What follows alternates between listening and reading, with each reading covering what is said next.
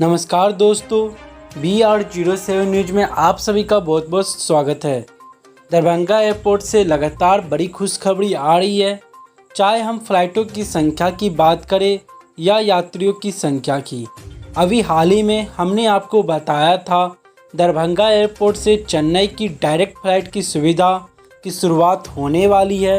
इसी के साथ एक और बड़ी खुशखबरी आ रही है, जिसमें यह दावा किया जा रहा है कि मुंबई एयरपोर्ट से दरभंगा की अब 2 नहीं बल्कि 4 फ्लाइट की सुविधा दी जाने वाली है।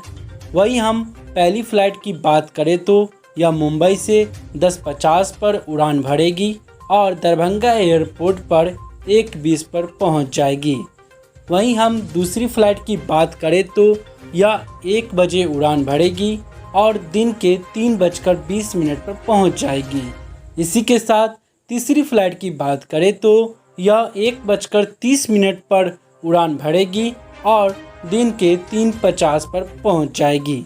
वहीं इसी के साथ दरभंगा से मुंबई की फ़्लाइट की बात करें तो उसमें सिर्फ 2 ही फ्लाइट दिखा रहा है, एक 4:20 वाला और दूसरा 2:30 वाला, जो कि अभी इसमें अपडेट नहीं किया गया है।